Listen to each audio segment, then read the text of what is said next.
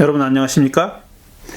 오늘 곽건영의 책 이야기 성서의 뜨락을 거닐다 20번째 시간입니다. 오늘은 지난주에 이어서 데니엘 스미스 크리스토퍼라고 하는 사람이 쓴 Biblical Theology of Exile 두 번째 시간이 되겠습니다. 이 책은 포로기 혹은 그 이후의 신학을 전문적으로 연구하는, 물론 다른 연구 서적도 있지만 주로 그쪽 시대를, 그 시대를 또 유배의 상황, 유배의 역사, 유배의 신학에 대해서 집중적으로 연구한 저자의 주요한 저서입니다.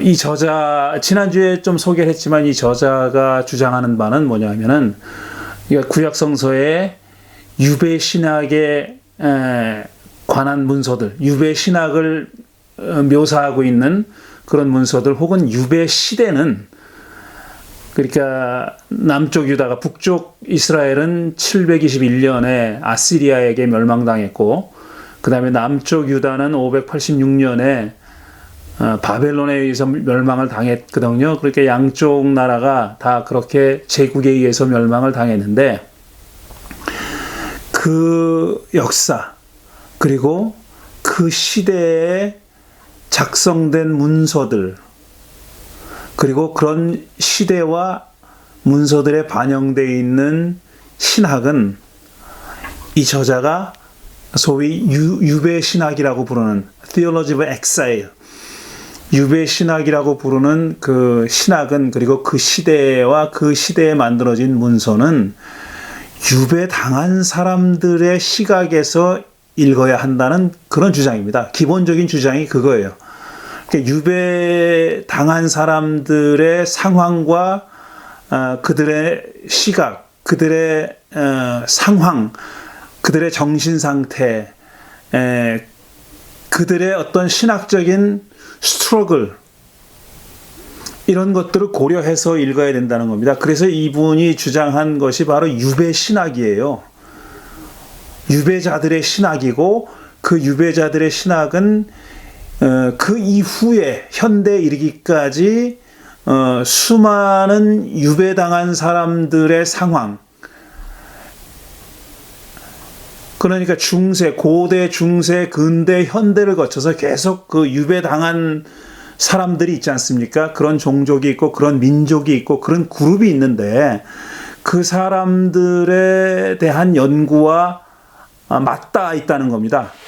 그러니까 구약성서에 바벨론에 유배당한 사람들의 사상과 신학이 근대, 최근에 이르기까지의 유배당한 사람들, 그 다음에 흩어져 사는 디아스포라 인민들, 디아스포라 사람들, 민중들의 처지와 또 그들의 정신세계, 그들의 신학과 연결되어 있다는 거죠. 그래서 이 구약성서의 바벨론 유배에 당한 사람들의 신학을 제대로 이해하려면 그 이후에 유배당한 사람들의 사상과 역사적인 조건, 상황, 이런 것들을 참고해야 된다는 겁니다. 또 반대로 이 최근에 이르기까지 유배당한 사람들, 난민들, 이런 사람들의 상황과 그들의 정신적인 상태, 그들의 사상, 또 그들의 종교가 가지고 있는 어떤 정신, 이런 것들을 이해하려면 구약성서가 전하고 있는 이스라엘 사람들의 바벨론 유배 상황이 도움이 된다는 겁니다. 그것을 이해하는 것이 도움이 된다, 상호 도움이 된다는 얘기를 하고 있습니다.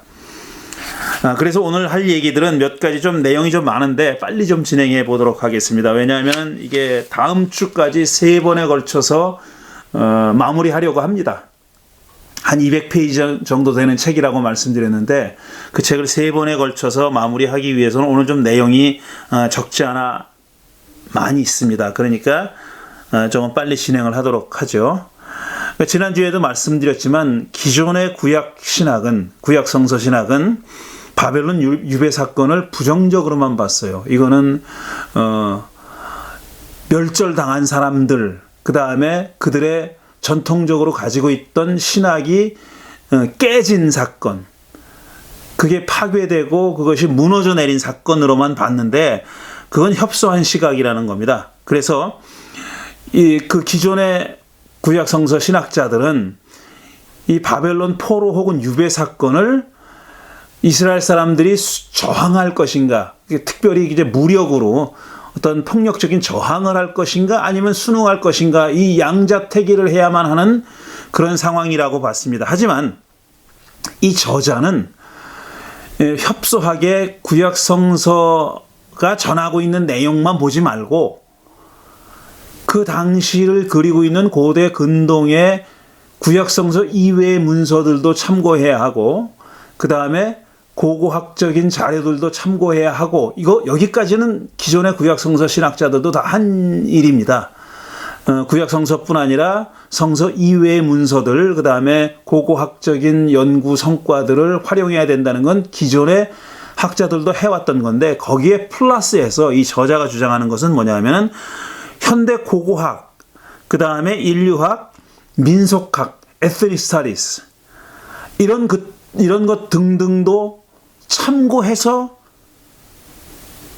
바벨론 유배 신학을 연구해야 된다는 겁니다. 유배 신학을 설명해야 된다는 거예요.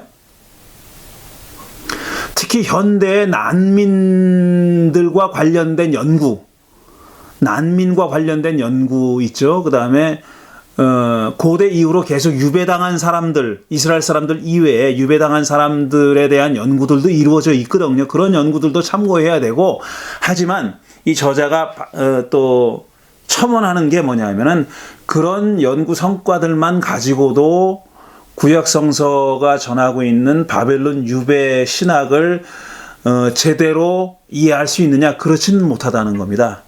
왜냐하면 시대적인 격차가 워낙 있지 않습니까? 현대 고고학이나 인류학이나 민속학 같은 것들도 현대 얘기니까요. 지금부터 뭐 3,000년 전 얘기, 2,500년 전 얘기를 2,500년 전에 일어났던 일들을 이해하는 데는 한계가 있잖아요. 그래서 이 사람은 어떤 그런 빈틈들이 많이 있는데 그런 것은 어쩔 수 없이 우리 상상력으로 메워야 된다. 개연성이 있는 가능한 상상력을 발휘해서 그 빈틈을 메워야 한다고 얘기하고 있습니다. 그래서 지금 현대 유배 신학, 구약 성서의 바벨론 유배 신학이 지금 갖고 있는 몇 가지 쟁점들이 있는데, 유배 신학을 논하는 데 있어서 몇 가지 쟁점이 있는데, 그 첫 번째 쟁점이 뭐냐면 이 구약 성서가 전체적으로 페르시아 시대에 완결된 거는 사실이거든요. 그러니까 모세오경도 사실 굉장히 태고적 얘기를 하고 있지만 그 모세오경이 최종적인 형태로, 우리가 지금 가지고 있는 최종적인 형태로 모양 지워진 때는 페르시아 시기라고 생각합니다. 혹은 그 이후라고 생각하는 사람들도 있고요. 근데 페르시아 시기에 그렇게 지금 우리가 가지고 있는 모양으로 최종적으로 확정되는데, 그게 페르시아 제국의 어떤 영향력 하에서 이루어진 거냐 하는 겁니다. 좀 더 좀 세게 말하는 사람들은 페르시아 제국이 인가했기 때문에 이런 형태로 지금 만들어져 있는 게 아니냐 하는 거죠. 특히 모세오경이나 그 다음에 신명기 역사서나 시편이나 이런 것들 다 마찬가지입니다. 그 지해서까지 포함해가지고 구약 성서가 전체적으로 페르시아 제국의 어떤 특별한 허가나 인정을 받아서 이런 형태로 만들어진 것이 아니냐 하는 내용이 지금 현대 구약 성서 학계에서도 아주 뜨거운 쟁점이 되고 있습니다. 그런 거 하나 있고, 그 다음에 이 저자가 특별히 얘기하는 것이 빈 땅의 신화라는 거예요. The myth of the empty land라는 겁니다. 빈 땅의 신화라는 건데, 이 빈 땅의 신화라는 것은 원래 그 북구라파의 어떤 갑자기 이름이 생각이 안 나네. 그분이 먼저 얘기한 거예요. 물론 그 전에도 그 얘기를 한 사람이 있었지만, 뭐냐 하면 빈 땅의 신화라는 것은, 자, 이 남쪽 유다가 멸망했어요. 바벨론에 멸망돼가지고 일부 주민들이, 특히 이제 유력한 주민들이 바벨론으로 유배를 가지 않았습니까? 근데 지금 우리가 가지고 있는 성서에는 그 유배당한 사람들 말고 그 사람들의 포커스가 맞춰져 있지, 유배당한 사람들이 아니고 그 팔레스타인 땅에 남아 있었던 유다인들에 대한 얘기가 거의 없어요. 그런 사람들은 주인공이 아니게 된 거예요. 그 사람들은 그 스팟라이트를 받지 못했어요. 그러니까 그게 마치 그 땅이 비어 있는 것처럼 서술하고 있다는 겁니다. 지금 우리가 가지고 있는 구약 성서는 그 땅이 비어 있는 것처럼 마치 어떤 중요한 활동이 이루어지지 않은 것처럼 묘사하고 있다는 거죠. 그렇지만 사실 그 땅에는 많은 유다 사람들이 살고 있었어요. 유배에 간 사람들은 소수였고 실제로 그 땅에 남아서 살았던 사람들이 훨씬 다수였죠. 살고 있었던 사람들이 훨씬 다수였는데 그들에 대한 얘기가 거의 없다는 겁니다. 있어봐야 예레미야 애가인데 애가는 정말 그렇게 망해가지고 황폐해지고 폐허가 된 땅에 살고 있던 사람들이 슬피 부른 노래잖아요. 애가니까. 그리고 그 땅에 살던 사람들이 어떤 경제 활동을 해서 어떻게 서바이벌 했으며 그 땅에 살고 있었던 사람들은 자기 나라가 바벨론에 멸망당한 걸 어떻게 해석하고 어떻게 이해했는지 하는 얘기가 없다는 얘기예요. 그래서 마치 그 땅이 비어있는 땅처럼 그렇게 묘사하고 있는데 그렇게 얘기하고 있는 전제하고 있는데 이제 그게 하나의 신화다 이거죠. 사실은 그렇지 않았다라는 겁니다. 그렇지 않았고 그 땅에 살던 사람들이 어떤 방식으로 생존해 갔으며 생존을 이어갔으며 어떤 생각들이 그 안에서 이루어졌는지 어떤 사상들이 만들어지고 특히 이 바벨론에 멸망당한 것에 대해서 어떻게 이해했는지 하는 것들은 지금 남아있지 않은데 그들도 분명히 그런 생각을 했을 거다라는 얘기죠. 그래서 빈 땅의 신화의 내용을 살펴보면은 이런 거예요. 유배 시대에 가나안에 남아있는 이스라엘 백성들의 상황이 과연 거기에 어떤 의미 있는 공동체가 존재했을까 하는 의문에서부터 시작된 거고 실제로 이 바벨론 제국과 그에 이어지는 페르시아 제국은 이 식민지를 수탈하면서 살았어요. 그러니까 자기 땅에 끌고 갔던 끌고 갔던 유배당한 유다인들뿐 아니라 그들은 소수였고 그들뿐 아니라 본토에 남아 있었던 사람들을 수탈하고 거기서부터 조공을 받고 세금을 받고 이렇게 살았거든요. 그 얘기는 뭐냐면은 그 땅에서 의미 있는 활동들이 이루어졌다는 얘기잖아요.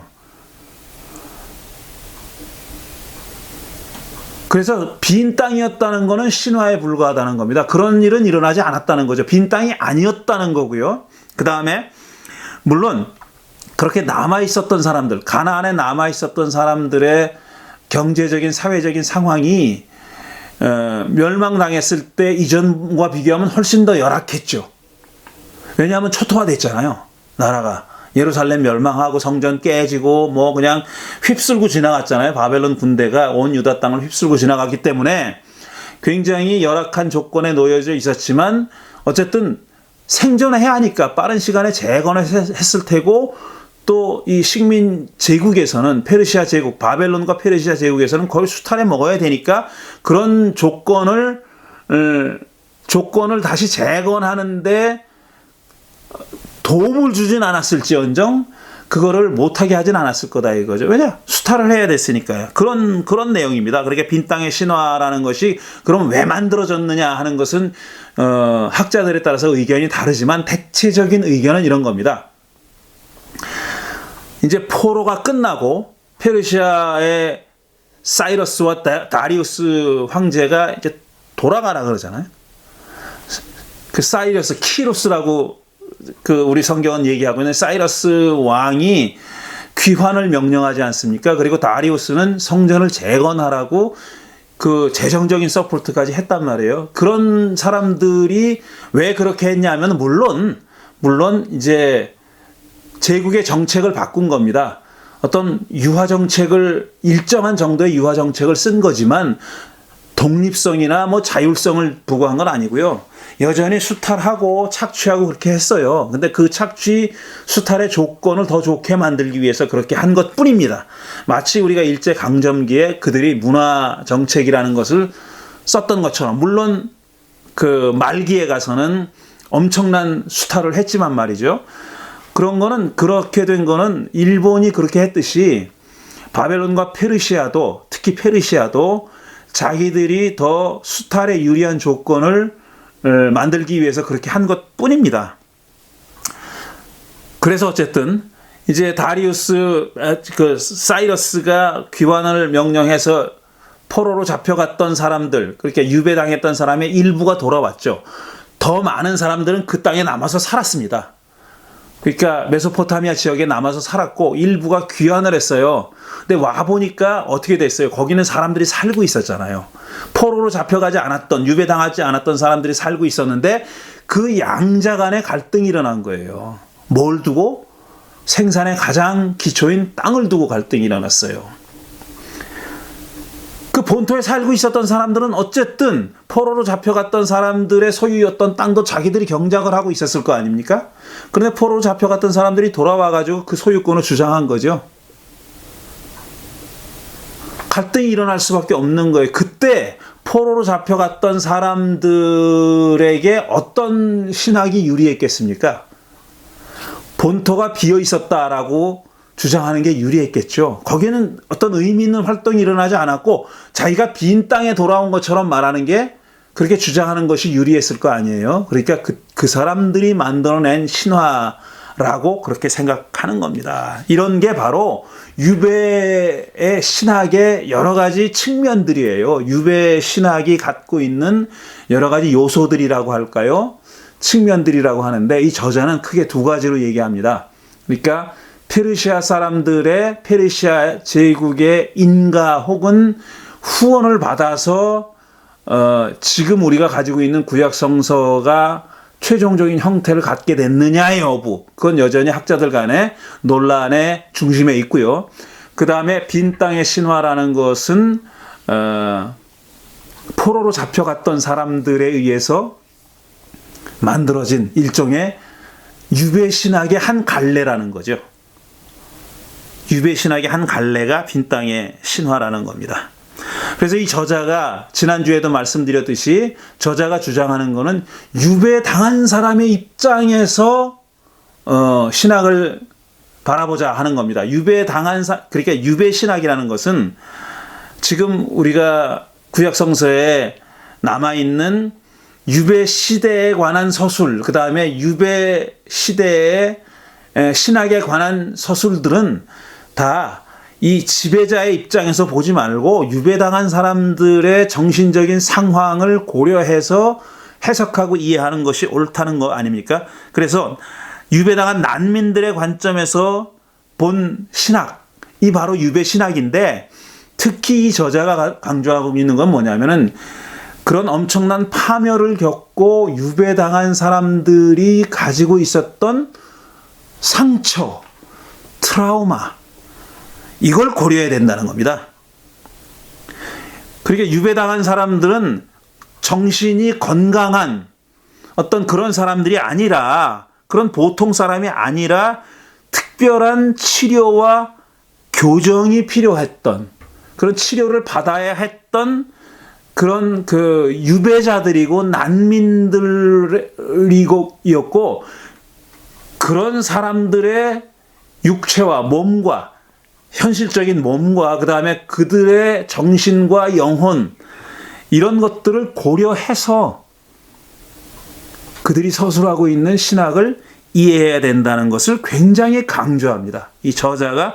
그래서 사실 유배의 성서 신학이라는 것은 바로 이런 그 트라우마를 가진 사람들의 신학으로 봐야 된다는 거죠. 그러면서 이 저자가 기존에 유배당한 사람들의 어떤 물질적인 상황과 정신적인 상황을 그동안 구약 학자들이 어떻게 이해했냐 하는 것을 설명하는데, 그 논쟁점을 설명하는데, 그 유배 공동체의 상황을 전적으로 그 노예와 같은 삶을 살았다고 본 사람들이 있었어요.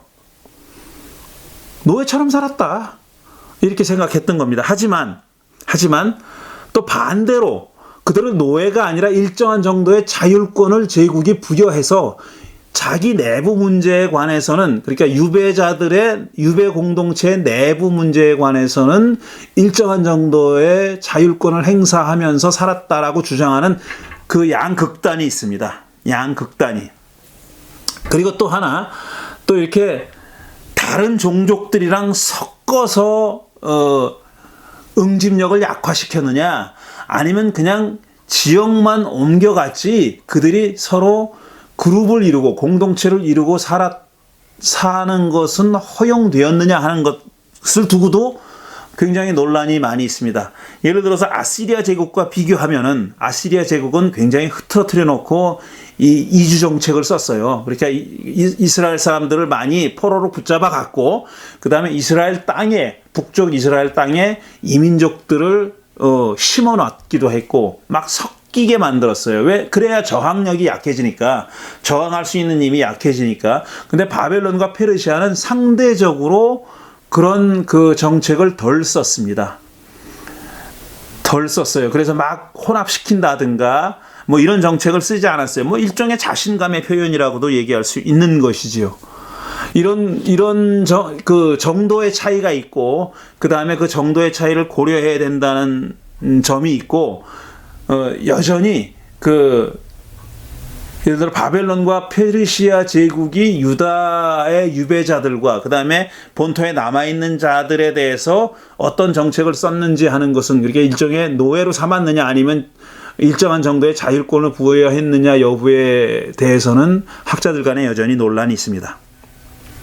그리고 이 저자가 또 주의 깊게 살펴본 바는 뭐냐면은, 이 유배 시대에 작성된 문서들 가운데는 그들의 유배된 상태, 그 다음에 유배됐기 때문에 받았던 정신적인 충격과 트라우마를 표현하는 그런 그 단어들이, 개념들이 많이 등장한다는 겁니다. 그게 뭐냐면, to tie, 묶여있다 라는 얘기가 많이 나오고, in prison, 감옥에 갇혀있다라는 얘기가 많이 나오고, fetter는 족쇄죠. 족쇄에 지금 갇혀있다.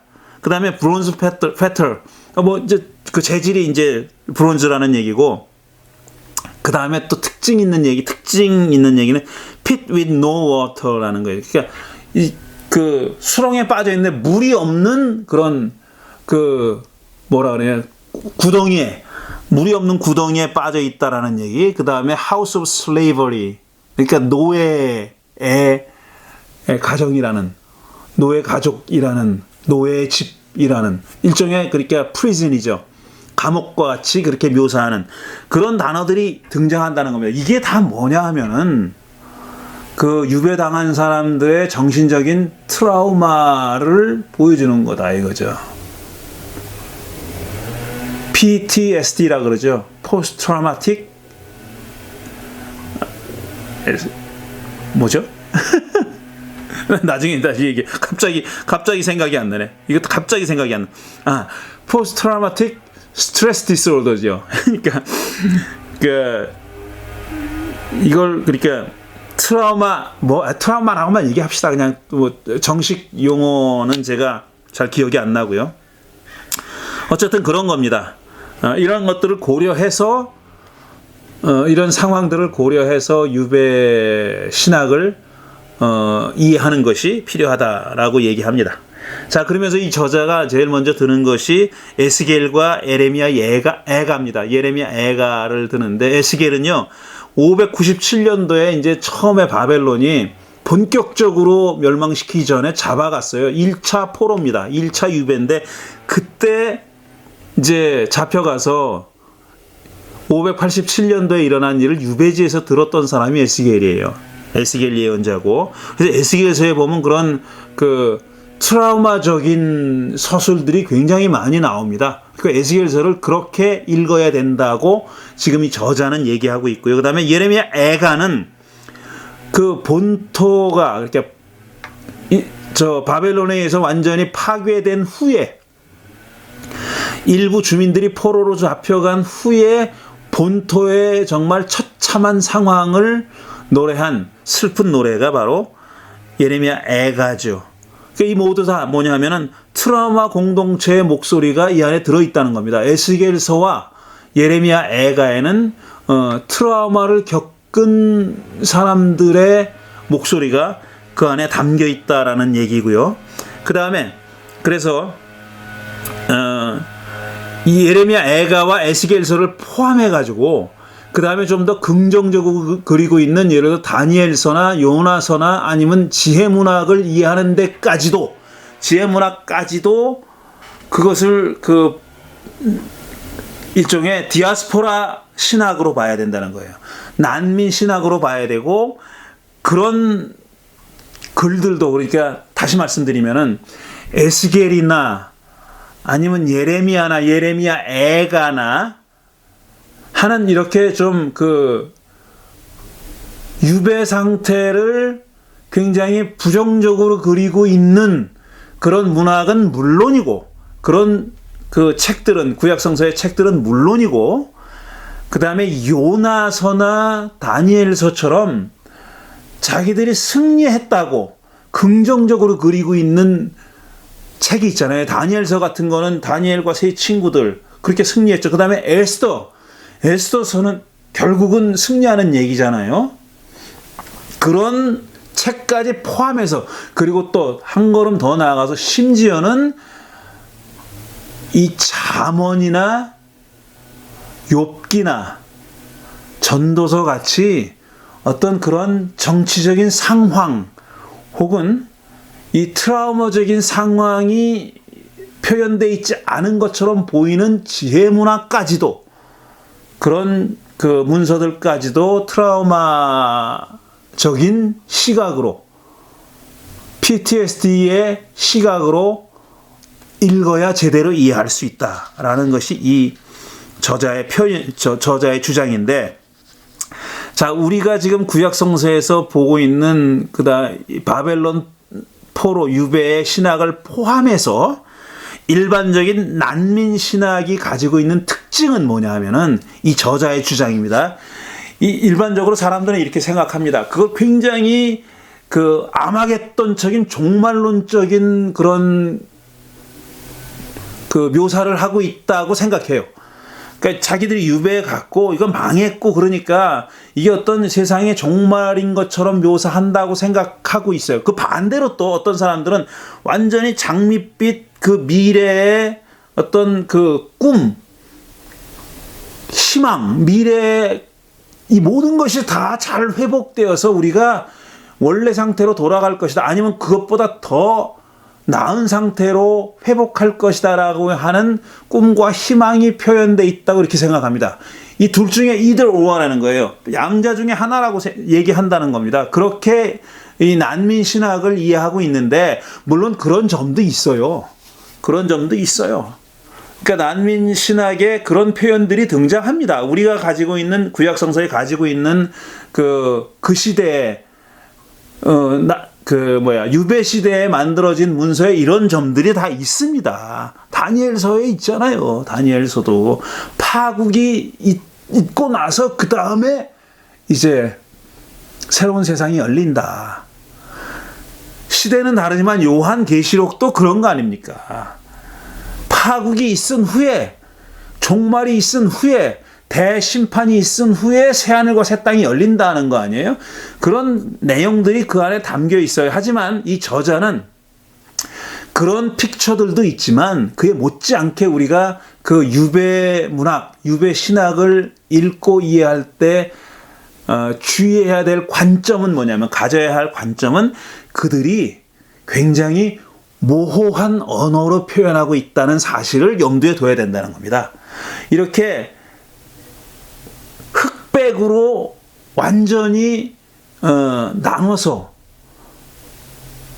현상을, 세상을, 그 다음에 역사를 흑과 백으로 나눠서 묘사하는 그런 측면도 있지만 다른 하나의 제3의 길이 있는데 그게 뭐냐면은 흑인지 백인지 잘 가늠할 수 없는 그런 어떤 모호한 언어와 개념을 사용해서 자기들의 사상을 펼치는 경우도 있다라는 거예요.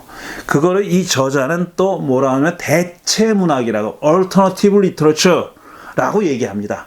대안의 문학, 대체 문학, 대체 문서, 대체 신학 이렇게 표현하고 있어요. 이런 것이 있다는 겁니다. 이런 내용이 있다는 건데, 자, 먼저 이 저자는 이제 에스겔서에 대해서도 얘기하고, 그 다음에 예레미야 애가에 대해서도 얘기하고 등등을 얘기를 해요. 그런데 사실 그 얘기를 다 할 수는 없고요. 지금 앞에서 말씀드렸듯이 에스겔서나 그 다음에 예레미야 애가를 읽을 때 우리가 PTSD를 겪고 있는 사람의 관점에서 읽어야 된다. 이게 중요하다. 그건 굉장히 중요하다라고 얘기하고 있는데, 예를 들어서 이런 겁니다.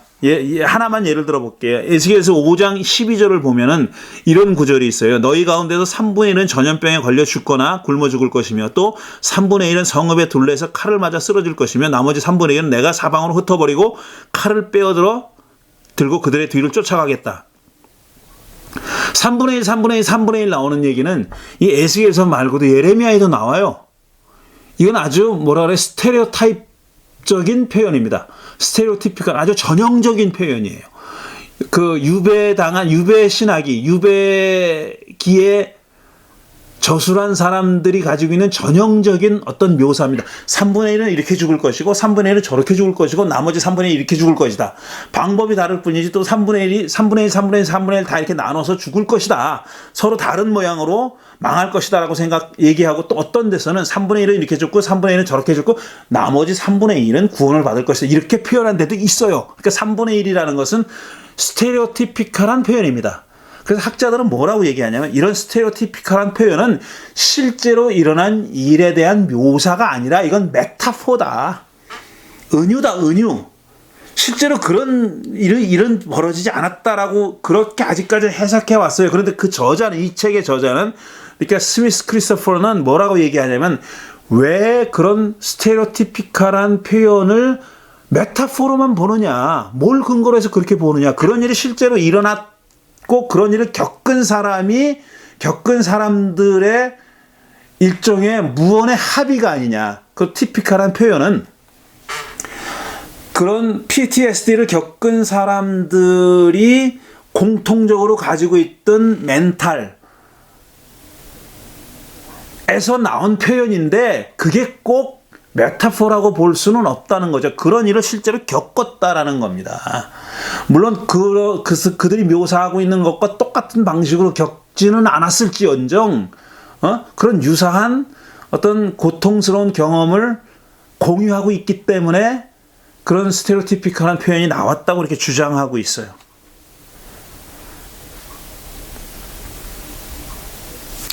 그러니까 이걸 요약해서 좀 정돈해서 말씀드리면, 고난에 대한 정형화된 묘사는, 그러니까 stereotypical description of suffering 이라고 썼습니다.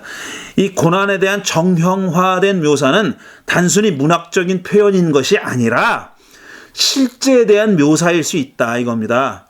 그래서 이 난민들이 공통적으로 가지고 있었던 심리적, 사회문화적 상태를 고려해서, 다시 말해서 PTSD의 상태를 고려해서 이해하고 읽어야 된다고 이 저자는 주장하고 있는 겁니다. 그 다음에 이제 조금 아까 말씀드린 대체서사, alternative literature, alternative narratives, 대체서사 혹은 대체문학에 대한 얘기를 하고 있는데, 이렇게 PTSD를 가지고 있는 유배당한 사람들이 만들어낸 서사 가운데서는 뭐냐 하면은, 지금 겪고 있는 어떤 상황과 그 다음에 그런 파국을 겪기 이전의 상황, 그러니까 이전에 어떤 좋았던 상황을 얘기하는 거예요. 자기들이 예를 들어서 하나님의 보호하에, 이렇게 말하자면 하나님의 인도와 보호 안에서 하나님의 백성으로서 융성했던 시기에 만들어진 아이덴티티가 있을 거 아니에요. 자기들이 스스로를 어떻게 봤냐 하는 그런 아이덴티티가 있을 거 아닙니까? 그 다음에 이제 파멸을 겪고 유배를 당하고 포로로 잡혀가서 형성된 아이덴티티가 있을 거 아니에요. 이 둘은 양극단입니다. 그런데 유배당해서 그렇게 밑바닥까지 내려갔던 사람들이 그런 그 비참한 아이덴티티만을 가지고 살 수는 없죠. 그렇지만 그들은 뭐냐면은 과거의 영화가 다시 회복될 거를 희망하고는 있지만, 한편으로는 그게 불가능하다는 불안감, 불가능할 수 있다는 불안감과 걱정, 그렇게 네거티브한 생각을 가지지 않을 수 없죠. 이런 상태에서 만들어낸 것이 뭐냐 하면 alternative identity라는 겁니다. 대체적인 자기 정체성이고, 대체적인 정체성이 표현된 대체적인 내러티브, alternative narrative, 서사들이고, 그렇게 해서 만들어진 alternative literature라는 겁니다. 그러니까 예를 들어서 에스더 같은 책의 에스더서 같은 것이 그런 대체적인 아이덴티티가 표현되어 있는 그런 내러티브라는 겁니다. 거기에는 부정적인 요소와 긍정적인 요소가 다 들어있어요. 그런데 그들이 가지고 있는 얼터너티브 아이덴티티를 찾아내려면은 긍정과 부정으로만 그렇게 경도되어서는 찾아낼 수 없다는 거예요. 새로운 주체, alternative subject, 새로운 주체, 새로운 아이덴티티, alternative identity, 이런 것들을 지금 만들어내야 하는, 창조해내야 하는 그런 숙제를 안고 있는 사람들이라는 거예요. 그 사람들이. 그런 게 표현되어 있는 것이 바로 유배 신학이고 유배 문학이라는 겁니다. 그런데 이 대체 서사들을 이들은 만들어낸 거죠. 구약 성서의 이스라엘 사람들은 대체 서사를 만들어낸 거예요. 지금 우리가 가지고 있는, 구약 성서에 가지고 있는 지금 에스더서 말씀을 드렸고, 그 다음에 요나서도 결국 얘기할 거고요. 그 다음에 또 에스라, 느헤미야 같은 그 역사서들도 이런 대체 문학입니다. 일종의 대체 문학이에요. 근데 그 대체, 그들이 만들어낸 대체 아이덴티티는, 얼터너티브 아이덴티티는 똑같지 않아요. 다 다릅니다. 다 다른데 이 저자가 지금 구약 성서의 대체 문학이 표현하고 있는 대체 정체성에는 이런 위험한 요소들도 들어있다 하는 건데, 그게 뭐냐면, 이 저자가 지적하는 위험한 요소는 뭐냐면은 이런 대체 서사나 대체 아이덴티티가 지배 서사가 되거나 지배적인 아이덴티티가 됐을 때 문제입니다. 대체는 어디까지나 대체로 그쳐야 된다는 거예요. 그런데 지배적인 아이덴티티가 되고 지배적인 서사가 됐을 때는 뭐 어떻게 되냐면 또 다른 지배적인 내러티브, 다미넌트 내러티브 혹은 다미넌트 아이덴티티가 된다는 거죠. 지배적인 서사나 지배적인, 남을 억압하고 지배하는 그런 아이덴티티로 변절할 수 있다는 겁니다. 그 중요한 예로 든 것이, 저자가 예로 든 것이 에스라가 취했던 그 믹스드 메리지, 그러니까 이방 사람들과 결혼했던 사람들을 이혼하라고, 내쫓으라고, 그렇게 그런 얘기를 했잖아요. 그런 주장을 하고 그런 법령을 내렸잖아요. 에스라가. 그렇게 하라고. 그러니까 에스라가 본국에 왔어요. 페르시아의 허가를 받아가지고 자기 이제 가나안 땅에 돌아왔어요. 재건하도록. 그러니까 유대 공동체를, 이스라엘 공동체를 재건하라는 임무를 띠고 왔죠. 그게 사실 페르시아가 보낸 1차적인 최우선의 임무인지는 의문이에요. 그건 아닐 거다. 느헤미야, 특히 느헤미야 같은 경우는 어떤 군사적인, 이렇게 식민지를 군사적으로 안전하게 지키라는 그런 미션을 페르시아가 내렸을 거다라고 생각하죠. 그리고 성벽을 쌓고 하니까요, 실제로. 근데 에스라가 내린 명령 가운데서는 그렇게 그 믹스드 메리지를 한, 이건 뭐 우리말로 뭐라고 해야 될지 모르겠는데, 어쨌든 그 섞은 거죠. 종족을 섞어서 이렇게 이민족과 결혼한, 이방인들과 결혼한 거예요. 이 사람, 이스라엘 사람들, 본토에 남아 있는 사람들이 이방인들과 결혼했던 이스라엘 사람들을 이혼하라고, 내쫓으라고 그렇게 얘기했어요. 이건 뭐냐 하면은, 말하자면 이 저자의 주장에 의하면은 얼터너티브 내러티브가 다미넌트 내러티브가 된 예입니다. 얼터너티브가 아닌 거예요, 더 이상. 그런 얘기를 하고 있는 거죠. 그 다음에 또 하나 뭐냐 하면은 대체 서사의 주체를 지나치게 엄격하게 규정해서 특정 집단을 희생양으로 만든 경우, 지금 말씀드린 그런 믹스드 메리지의 경우에 그렇다는 거죠. 그 다음에 또 하나, 유배 문학 시기에, 유배 시기에 유배 신학이 탄생시킨 중요한 신학적인 내용이 있는데 그게 보편주의입니다. 유니버설리즘. 유니버설리즘은 한마디로 얘기하면 야훼 신이 이스라엘만의 신은 아니다. 야훼 신은 모든 족속의, 모든 민족의, all nations의 신이다. 보편적인 신이다. 모든 인류의 신이다. 모든 종족의 신이다라는 생각입니다. 그게 이제 유니버설리즘이에요. 그래서 야훼를 어떤 트라이벌 갓이 아니라, 어떤 종족 신이 아니라 유니버설 갓으로 인식하게 된 게 언제냐 하면은 유배식이다. 그리고 그게 표현되어 있는 신학이 어떤 신학이냐? 유배 신학이다 이겁니다. exilic theology다. 유배 신학이다. 이렇게 얘기하고 있는 겁니다. 그래서 유배 신학이 잘 표현되어 있는 것이 소위 세컨 이사야, third 이사야예요. 제2 이사야, 제3 이사야의 이런 보편주의가 상당히 발전된 형태로 표현되어 있습니다. 제가 그 과거에 이 자리에서 이 영상에서 그 야훼 유일신에 대해서 말씀드렸을 때 얘기했어요. 그 이전 시기에도 유일신의 야훼를 보편신으로 바라보는 그 신학의 어떤 초보적인 형태, 맹아적인 형태는 있었어요. 하지만 그게 상당히 발전된 형태로 표현된 것은 제2 이사야 이후입니다. 제2 이사야, 듀트로 이사야 이후의 시기에, 그러니까 이사야에서 40장 이후에 나타난다는 거예요. 그게 바로 이 유배 시기가 낳은 중요한 신학적인 성과고 유배 신학의 하나의 중요한 요소입니다. 그래서 심지어는 제2 이사야는 포로로 잡혀간 이스라엘 사람들을 본토로 돌려보내라는 명령을 내린 키루스 황제, 그러니까 페르시아의 사이러스 황제를 야훼의 종이라고 그렇게 얘기해요. 야훼의 종은 누구냐면 이스라엘 사람들을 늘 얘기했던 거예요. 이스라엘 사람들을 지칭했거나 아니면 이스라엘 사람들의 지도자, 이스라엘의 지도자를 지칭할 때 야훼의 종이라고 불렀습니다.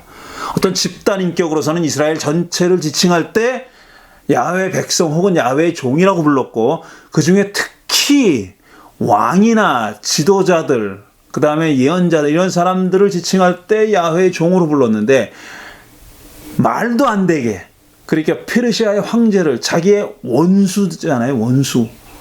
자기들의 식민지 통치하고 있는 페르시아 제국의 황제를 야훼의 종으로 부르는 정말 그런 놀라운 과단성, 요즘 말로 하면 똘끼를 세칸 이사야가 보여준 겁니다. 그래서 third 이사야지만, 제3 이사야지만 이사야 66장 18절에서 21절까지를 제가 한번 읽어보겠습니다. 이런 보편주의가 가장 잘 표현되어 있는 그런 대목입니다. 이사야 66장 18절 21절은 이사야 제일 마지막 부분입니다. 이렇게 되어 있어요.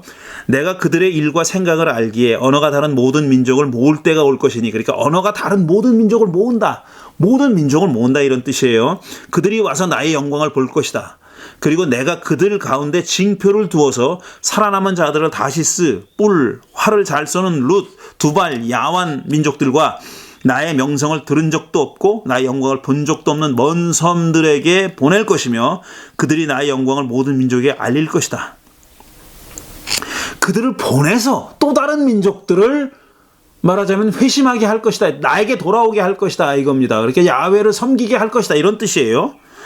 마치 이스라엘 자손이 주의 성전에 바칠 예물을 깨끗한 그릇에 담아서 가져오는 것과 같이 그들이 또한 모든 민족들로부터 너희의 모든 형제를 주께 바치는 선물로 말과 수레와 가마와 노새와 낙타에 태워서 나의 거룩한 산 예루살렘으로 데려올 것이다. 제물을 바치듯이 이스라엘 사람들이 제물을 바치듯 그들도 그렇게 할 것이다 라고 얘기합니다. 주께서 말씀하신다. 그리고 나도 그들 가운데서 제사장과 레위 사람으로 삼을 자를 택하여 세우겠다. 주께서 말씀하신다. 이랬어요. 21절이 제일 충격적인 구절입니다. 그러니까 야훼를 섬길 제사장과 레위 사람을 이방 민족들 가운데서 택할 것이다 이렇게 얘기했어요. 이거는 정말 이전에는 생각해 볼 수도 없는, 상상해 볼 수도 없는 그런 정말 신박한 주장을 하고 있는 거예요. 더드 이사야가, 제3 이사야가 이런 주장까지 하고 있어요. 이 민족들 가운데서 나의 제사장을 세울 것이다. 이건 상당히 발전된 보편주의, 유니버설리즘의 표현이죠. 이게 유배신학의 또 한 측면이다. 유배신학의 한 내용이다. 라는 겁니다. 그 다음에 이제 오늘 얘기할 마지막으로 요나서입니다. 요나서. 요나서는 정말 놀라운 책이에요. 요나가 그러니까 니느웨로 가서 니느웨로 가라는 명령을 하나님이 요나에게 내리는데 그게 싫어서 반대편인 다시스로 가는 배를 타죠. 몰래 탑니다. 타서 한참 항해 중인데 이제 풍랑이 일어났어요. 그래가지고 난리가 났어요. 선원들이 뭐 지금 온갖 자기 신들의 이름을 부르면서 뭐 살려달라고 했는데 효과가 없었어요. 그러다가 그때 요나는 뱀이창에서 자고 있었다 그랬습니다. 자고 있던 요나를 깨워가지고 이제 넌 뭐하냐? 너도 네 신의 이름을 불러서 제발 살려달라고 빌어라 그랬더니 요나가 그때 얘기하죠. 이거 다 나 때문에 일어난 일이니까 나를 물에다가 던져라. 그러면 살 거다. 그래서 물에 던져요. 던지니까 이제 커다란 물고기가 요나를 삼켰죠. 그래서 2장은 요나가 물고기 뱃속에 들어가서 드린 기도, 시입니다. 그게 2장이고요. 그 다음에 3장에는 그렇게 노래를 하니까 물고기가 요나를 뱉어내고 이번에는 할 수 없이 니느웨에 가서 복음을 전하면 이제 망한다. 니들이 망한다라고 정했어요. 무슨 회개하라는 말도 안 했어요. 망한다 그랬더니 그 니느웨 왕을 비롯해가지고 모든 주민들은 물론이고 짐승들까지 다 죄를 뒤집어 쓰고 베옷을 입고 회개했다는 거 아니에요. 회개하니까 하나님이 그들에게 내리려던 벌을 취소하고 살려두십니다. 그랬더니 마지막 장 가면은 이제 그것 때문에 화가 났어요. 그래가지고 이 니느웨가 어떻게 되나 보려고 높은 곳에다가 움막을 짓고 내려다 봤는데 하나님이 살려주니까 이제 화가 났죠.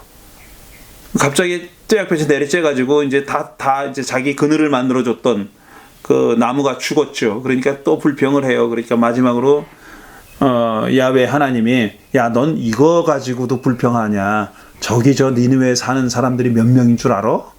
거기 어린아이들이 얼마나 많은지 알아? 내가 어떻게 그들을 죽이냐? 라고 말씀하는 것을 끝나요. 그게 요나서입니다. 자, 요나서는 그래서 이 저자가 보기에 요나서를 포함해가지고 그 유배 신학이 표현하고 있는 아주 특별한 그 신학적인 내용을 얘기하다가 이제 요나서가 나오는 건데 제가 순서를 잠깐 헷갈렸습니다. 자, 이 유배 신학이 표현하는 내용 가운데서 중요한 내용은 뭐냐면은 이스라엘 사람들이 이제 새로운 정체성을 가지게 됐다. 그걸 저자는 alternative identity라고 불러요. 대안적인, 대체적인 정체성인데 그 정체성의 내용이 뭐냐 하면은 이런 겁니다. 첫째로 이스라엘은 더 이상 어떤 스테이트 혹은 테리토리, 영토를 가지고 있거나 나라를 기반으로 해서 형성된 그런 테리토리얼 공동체 혹은 스테이트 공동체가 아니라는 거예요. 그런 공동체가 아니라 어떤 공동체냐면 컨페셔널 공동체다. 컨페셔널 커뮤니티다. 그러니까 더 이상 이제는 그런 스테이트나 테리토리를 가지고 있는 땅을 기반으로 해가지고 만들어진 공동체가 아니라 그들이 고백하는 내용을 가지고 내용을 중심으로 구성된 공동체가 됐다는 겁니다. 그러니까 이스라엘의 셀프 아이덴티티가 뭐냐면 자기 스스로를 어떻게 정의하냐 하면은 우리는 고백 공동체다 하는 겁니다. 더 이상 스테이트도 아니고 국가도 아니고 테리토리, 랜드, 땅도 아니고 세 번째로 템플도 아니에요. 성전도 아니에요. 성전을 중심으로 성전에서 드리는 리추얼, 제사 행위를 중심으로 형성된 공동체가 아니라 지금 땅이 없는 디아스포라가 됐잖아요. 그 다음에 유배로 잡혀가서 남의 땅에 살고 있는 그런 사람들이 됐지 않았습니까? 그러니까 이제 스테이트, 국가 없어졌고, 테리토리 잃어버렸고, 템플 파괴됐어요. 그러니까 새로운 자기들의 공동체는 뭘 기반으로 세웠냐 하면은 이들은 confession, 신앙 고백을 중심으로 세운 겁니다. 이런 내용은 사실 역설적이게도 열왕기상 8장에 등장하는 템플을, 성전을 처음 봉헌하면서 솔로몬이 드린 기도에도 등장해요. 거기도 제가 시간이 없어서 오늘은 그 기도문을 읽지 못하지만 기도가 또 엄청 길어요. 그러니까 다 읽지는 못하는데 거기 뭐라고 표현되냐면 솔로몬이 성전을 봉헌하면서 드리는데 이런 말이 있어요. 멀리서 이 성전 쪽을 향해서 드리는 기도를 들어주십시오. 이런 말이 있어요. 이거는 성전에 올 수 없는 사람들의 형편이 지금 반영되어 있는 거예요. 물론 이스라엘 땅 안에서도 성전에서부터 떨어져서 사는 사람들이 있으니까, 또 성전에 올 수 없는 그런 사정이 있는 사람도 있으니까 그 사람들이 염두에 두어졌다고 표현할 수 있지만, 그보다는 멀리 유배가 있는 사람들이 그들을 염두에 두고 한 기도라고 말할 수 있어요. 그리고 또 뭐라고 얘기하냐면 솔로몬이, 하나님 당신이 이 좁은 성전에 계신다는 게 말이 됩니까? 하나님은 하늘에 계시잖아. 이렇게 얘기해요. 지금 하나님 계시라고 성전을 하나님의 거주 장소라고 치고 성전을 만들어서 봉헌하면서 하나님이 여기 이 초라한 성전에 계시겠습니까? 이 좁은 성전이 어떻게 하나님을 담습니까? 못 담는 우리 다 압니다. 이렇게 얘기해요. 이미 그러니까 이 솔로몬이 성전을 봉헌하면서 드린 기도에는 유배 신학이 반영되어 있습니다. 그 후대의 유배 신학의 손길이 그 안에 반영되어 있다라는 얘기입니다.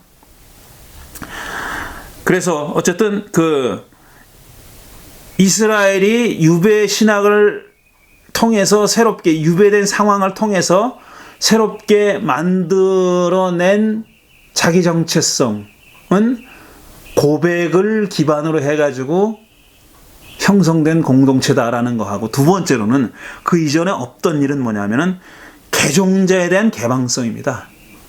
누구든지 그러니까 자기들처럼 야훼 신앙을 고백하는 사람들은 하나님의 백성이 될 수 있다는 그런 개방성이 이전에는 없었어요.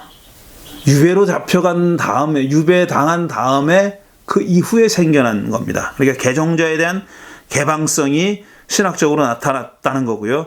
그 다음에 그래서 이제 요나서에 그것이 잘 표현되어 있는데, 요나서를 학자들은 그래서 그 세컨 이사야 혹은 third 이사야에 드러난 야훼 보편주의 신학이 더 발전된 형태로 표현되어 있는 문서다라는 주장을 하는 사람들이 있고, 저자도 어느 정도 그 내용에, 그런 주장에 공감합니다. 여기 보니까 또 특징이 뭐냐면 니느웨가 아시리아의 수도예요. 그러니까 아시리아는 북이스라엘을 완전히 초토화시킨 그런 나라지 않습니까? 그렇지만 그 아시리아에 대한 어떤 적대감, 아시리아가 얼마나 잔인한 제국이냐라는 데 대한 묘사가 없어요. 단지 요나는 니느웨에 가기 싫었던 거예요. 왜 가기 싫었냐는 것도 우리가 그 역사를 알고 있으니까 추측을 하는 거지, 요나서에 표현되어 있지 않습니다. 왜 요나가 니느웨에 안 가고 다시스로 도망갔느냐 하는 이유가 설명되어 있지 않아요, 거기에는. 그러니까 그것도 상당히 어떤 유화적인 표현이죠. 적에 대한 어떤 부정적인 묘사를 안 하고 있는 거예요. 그게 보편주의로 나아가기 위해서는 그렇게 돼야 되는 거죠. 그들도 다 하나님의 백성이니까 그렇게 표현한 거고요. 그 다음에 또 하나, 이제 그렇기 때문에 요나를 이사야가 얘기하고 있는, 이사야 49장 6절이 얘기하고 있는 A light to the nations, 그러니까 만민의 빛이잖아요. 만민의 빛의 어떤 모델로서 요나를 지금 그리고 있는 게 아니냐라는 추측이, 그런 어떤 상상력이 가능하다는 겁니다. 참고로 이사야 49장 6절은 이렇게 돼 있어요. 주께서 이렇게 말씀하신다. 네가 내 종이 되어 야곱의 지파들을 일으키고 이스라엘 가운데 살아남은 자들을 돌아오게 하는 것은 내게 오히려 가벼운 일이다. 땅끝까지 나의 구원이 미치게 하려고 내가 너를 뭇민족의 빛으로 삼았다. 이렇게 얘기하고 있습니다. 그 뭇민족의 빛으로 하나님이 선택한 인물이 바로 요나라는 그런 해설입니다. 그래서 요나서 2장 아까 말씀드린 물고기 뱃속에서 드린 기도를 보면은 이게 내용이 사실 유배자의 기도예요.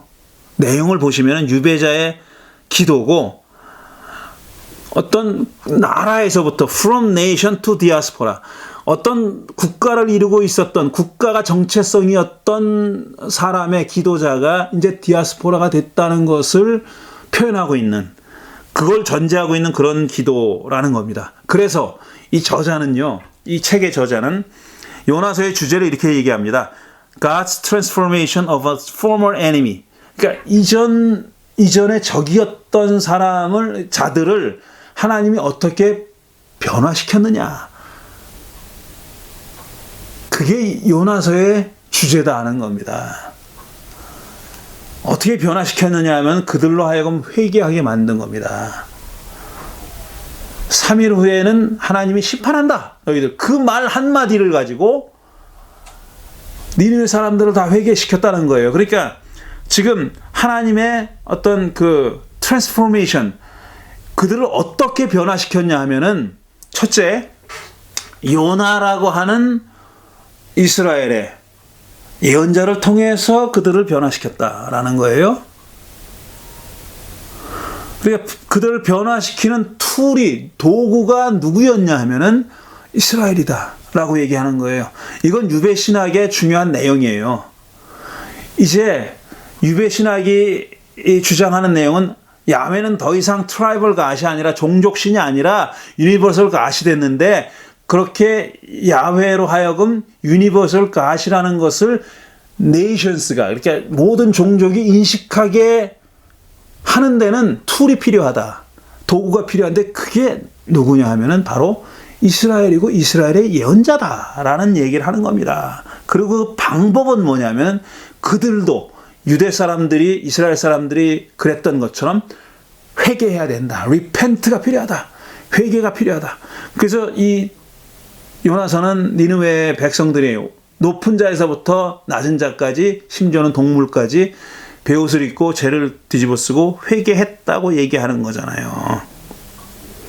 그러니까 앞으로 이제 이스라엘이라고 하는 공동체는 이제 더 이상 내셔널 공동체가 아니라 컨페셔널 공동체가 된 이스라엘이라는 공동체는 뭐냐면은 하나님의 트랜스포머티브 저스티스 미션, 이렇게 모든 문민족을 변화시키는 그런 정의와 그 다음에 미션, 선교라고 번역하기에는 좀 그렇지만 선교의 툴이다, 도구다 하는 겁니다. 이런 내용들이 요나서에 들어있다는 거예요. 그리고 그런 요나서는 바로 유배신학의 중요한 하나의 내용이다. 하나의 측면이고 내용이고, 유배신학의 중점적인 주제들을 담고 있는 그런 책이다라는 거고, 이건 일종의 alternative narrative, 대안적인 서사고, alternative literature, 대안적인 문학이고, 그 다음에 요나가 지금 그리고 있는 아이덴티티는 대안적인 아이덴티티다. 정체성이다. alternative identity다. 라는 내용입니다. 오늘은 여기까지 얘기하겠고, 나머지 이제 다음 주에는 이 저자가 마지막으로 얘기하고 있는 내용인데요. 세 가지입니다. 크게 얘기해서. 첫째로는 이 정결법, 퓨리티, 정결에 관한 다양한 규정들, 이게 다 포로기의 산물이거든요. 왜냐하면 사제계 문헌이 거의 독점하다시피 하고 있는 내용이에요. 이렇게 해서 정결하게 되라, 이런 내용들.